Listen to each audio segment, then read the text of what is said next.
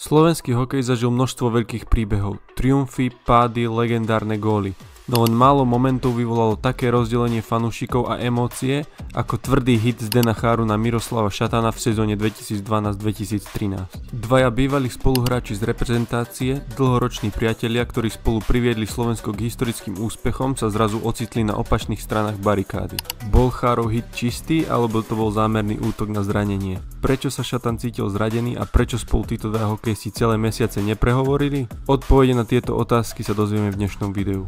Miroslav Šatan a Zdeno Chára patrili k ikonám slovenského hokeja. Keď Slovensko získalo striebornú medailu na majstrovstvách sveta v roku 2000 v Petrohrade, čo bol prvý senzačný úspech v ére samostatnosti, boli obaja pritom. Šatan ako kapitán viedol tým gólmi a skúsenosťami, zatiaľ čo mladý Chára bol už vtedy rešpektovaným obrancom so smrteľným bodyčekom. O 12 rokov neskôr na majstrovstvách sveta v roku 2012 vo fínskych Helsinkách boli znovu spolu. Tentokrát ako veteráni, ktorí doviedli Slovensko k nečakanému striebru.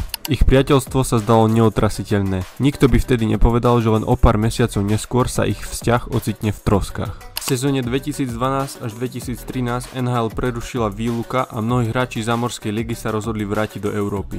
Zdeno Chára podpísal kontrakt s českým tímom HC Leo Praha, ktorý bol vtedy nováčikom KHL a potreboval lídra s obrovskými skúsenosťami. Na druhej strane Miroslav Šatan sa stal hviezdou Slovana Bratislava, ktorý v tej istej sezóne debutoval v KHL. Dlhoroční kamaráti sa zrazu ocitli na opačných stranách ľadu v dvoch kluboch, ktoré medzi sebou zvádzali tvrdý boj o play-off. Nikto však nečakal, že práve jeden zápas zmení ich vzťah navždy. V novembri 2012 sa v kontinentálnej hokejovej lige odohral zápas, ktorý sa navždy zapísal do histórie slovenského hokeja. Nie však vďaka výsledku, ale kvôli momentu, ktorý naštrbil vzťah dvoch ikonických hráčov, Zdena Cháru a Miroslava Šatana. Slovan Bratislava sa v tejto sezóne po prvýkrát predstavil v KHL a duel proti českému Leu Praha mal mimoriadny náboj. Pre hráčov aj fanúšikov išlo o prestížny súboj dvoch klubov s podobnou hokejovou filozofiou. Do tohto duelu navyše zasiahli dvaja dlhoroční spoluhráči z reprezentácie, ktorí len pár mesiacov predtým bojovali bok po boku za Slovensko na majstrovstvách sveta v Helsinkách. V 30. minúte zápasu viedol Slovan 2-0 a Šatan po prihrávke od Libora Hudáčka zakladal ďalší útok. Nabral rýchlosť, prekorčuľoval vlastné pásmo a prešiel modrú čiaru, keď v tom prišlo niečo nečakané. Najvyšší hokejista NHL, 206 cm vysoký a 115 kg vážiaci obranca, sa nachádzal priamo na modrej čiare. Keď sa Šatan na chvíľku sklonil, aby skontroloval puk, narazil priamo do Chárovho ramena. Zrážka bola brutálna. Šatan sa okamžite zvalil na ľad a zostal otrasený ležať. Šatan zostal nehybne ležať. Fanúšikovia Slovana v hľadisku zalapali po dychu. Rozhodcovia nechali hru pokračovať, no po 10 sekundách, keď videli, že Šatan sa nehybe, prerušili zápas. Na ľad okamžite prišli lekári, ktorí mu museli zašiť tržnú ranu pod ľavým okom niekoľkými stehmi. Zápas pre neho skončil a začala sa fáma o tom, či tento moment neukončí celú jeho kariéru.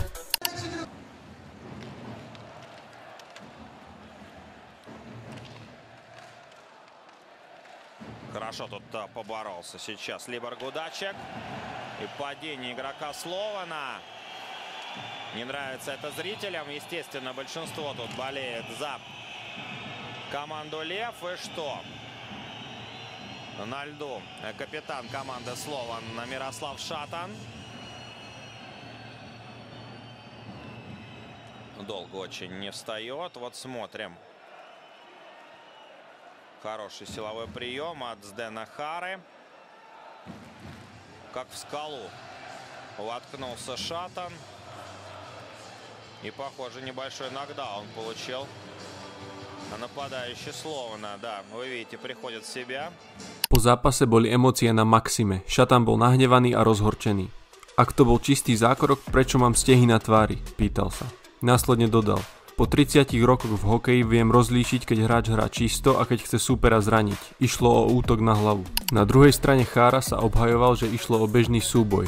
Snažil som sa dokončiť súboj a ani som netušil, že je proti mne Miro. Aj to však patrí k hokeju, je to súčasť hry. Rozhodcovia Ron z Fínska a Olenin z Ruska zákrok neposúdili ako faul. Slovenskí odborníci sa však rozdelili na dva tábory. Niektorí tvrdili, že Chára mohol súboj vypustiť, iní trvali na tom, že Šatan si mal byť vedomý nebezpečenstva. Ak by v čase ich kolízie Chára zdvihol ruky, nastavil lakeť alebo si povyskočil na súpera, mohlo by ísť o faul za napadnutie hlavy, ale nič také neurobil, ruky mal pri sebe, komentoval slovenský rozhodca Peter Jonák. Šatan po zápase tvrdil, že jeho zdravotný stav nie je vážny, no postupne sa ukázalo, že opak je pravdou. Začal mať vážne problémy s krčnou chrbticou. Lekári mu dokonca naznačili, že ak by situácia dopadla horšie, mohol skončiť ochrnutý. Počul som aj čierne prognózy, viem, čo sa stalo mnohým ľuďom pri autonehodách alebo aj športovcom v horších prípadoch. Prvé týždne boli pre mňa ťažké, teraz už môžem šoférovať a hýbať sa v plnom rozsahu, len prudké nárazy by boli veľmi riskantné, povedal Šatan. Aj keď sa Šatanov zdravotný stav postupom času zlepšil, magnetická rezonancia ukázala, že jeho posunuté platničky sa nijako nezlepšili. Ak by podstúpil operáciu, znamenalo by to definitívny koniec hokejovej kariéry. V tom prípade by som si najprv dlhšie oddychol pri rodine a potom sa k hokeju v nejakej úlohe vrátil, vyhlásil v tom čase. Šatan s Chárom po incidente spolu takmer 2 mesiace nekomunikovali. Dokonca sa v zámori objavili špekulácie, že tento moment mohol nadobro narušiť ich priateľstvo. Zdeno zariskoval so zdravím kamaráta, povedal Šatan v rozhovore pre slovenské médiá. Naopak, Chára sa už k situácii nechcel vyjadrovať. Skutočne nechcem o tom hovoriť a zachádzať do detailov. Nerad by som zbytočne živil túto tému, je to nepríjemné a nešťastné. Po tvrdom bodychecku teda strávil Miroslav Šatan dlhé týždne mimo hry, pričom sa zotavoval zo zranenia krčnej chrbtice. Hoci jeho kariéra visela na vlásku, nevzdal sa a po mesiacoch rehabilitácie sa vrátil na ľad.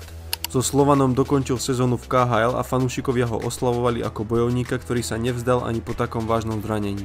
Jeho návrat však nepriniesol len pozitívne momenty. Po incidente s Chárom sa medzi nimi vytvorila priepasť, ktorá sa preniesla aj do reprezentácie. Blížili sa zimné olympijské hry v roku 2014 v Soči a medzi fanúšikmi aj odborníkmi sa diskutovalo, či sa Šatan objaví v nominácii. Napriek jeho obrovským skúsenostiam a vodcovským schopnostiam ho tréner Vladimír Vujtek do týmu nevybral. Oficiálnym dôvodom bola konkurencia mladších hráčov a Šatanov vek, no v hokejovom zákulisí sa hovorilo o niečom inom. V 2014 tam má zaujímavá jedna vec, že muselo byť ťažké nezobrať Míra Šatana. No bylo to těžké, jenomže nominace se dělala 6. nebo 8. ledna a Miro začal někdy 15. prosince hrát, nebo já nevím, 10. prosince, nevím přesně. On už vlastně ukončil kariéru, že nebude hrát kvůli zdravotní stavu, takže jsme ho nenominovali a na tu olympiádu už se může nominovat potom jenom za zraněného hráče. Že? Ty vztahy v tom mužstvu, půlka, nebo někteří šli se Šatanem, někteří proti Šatanovi, že? S Chárou, takže a oni mezi sebou prostě bohužel nekomunikovali a my jsme se báli toho, jak to dopadne, když se tam setkají den před šampionátem a jak to tam dopadne, jestli to nenaruší průběh té olympiády. No. Dneska jak jsme tam dopadli, tak bylo lepší vzít samozřejmě, že to jako všichni víme, no, tak...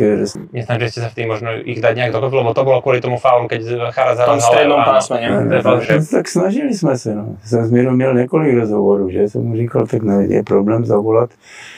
No ale oni byli v takém stavu, že ani jeden, ani druhý tenkrát prostě se nechtěli usmířit a abych to řešil jinak, ale po bitve je každý generál, že? Dneska by ste to riskli? Že by ste zobrali, že či sa ti ruky podajú? Dneska bych to risknul, protože 11.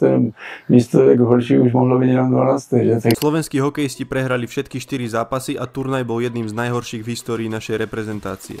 Po ňom už Chára nikdy neobliekol dres slovenskej reprezentácie a Šatanová medzinárodná kariéra sa definitívne uzavrela. Dlho sa zdalo, že napätie medzi Chárom a Šatanom ostane trvalou súčasťou ich vzťahu. Po zápase v Prahe už nikdy nehrali v jednom tíme a média ich vzájomnú komunikáciu stále sledovali s veľkým záujmom. Spor medzi dvoma ikonami slovenského hokeja sa stal jednou z najdiskutovanejších tém v slovenskom športovom prostredí. Obaja hráči sa však k celej situácii už nevyjadrovali a časom sa konflikt postupne utíšil. K zmene nakoniec prišlo až v roku 2014, takmer 2 roky po ich nešťastnom strete. Príležitosťou na prvý rozhovor po dlhých mesiacoch bola premiéra dokumentu 38 o Pavlovi Demitrovi. Obaja prišli vzdať úctu zosnulému kamarátovi, ktorého tragická smrť ich hlboko zasiahla. Atmosféra bola emotívna a práve tu, v prostredí plnom spomienok na ich dlhoročného spoluhráča a priateľa si po rokoch podali ruky. Pre mnohých to bol symbolický moment. Dvaja velikáni slovenského hokeja konečne prelomili ľady a ukončili svoje mlčanie. Neznamenalo to, že by sa všetko vrátilo do starých koľají, no bol to krok k tomu, aby medzi nimi nevládlo otvorené nepriateľstvo. Hoci ich vzťah už nikdy nebol taký blízky ako predtým, ukázali, že dokážu nechať minulosť za sebou a rešpektovať sa ako bývalí spoluhráči a legendy slovenského hokeja. Hokej je tvrdý šport a emócie niekedy prerastú aj mimo ľadu. Príbeh Cháru a Šatana ukazuje, ako jediný moment môže zmeniť roky priateľstva. Napokon obaja nechali tento spor za sebou a pokračovali vo svojich úspešných kariérach. Ich príbeh však zostáva jedným z najdiskutovanejších momentov slovenského hokeja. Čo si o tom myslíš ty? Bol to len nešťastný incident alebo Chára zašiel príďaleko? Napíš svoj názor do komentára a sleduj ma pre ďalšie hokejové príbehy.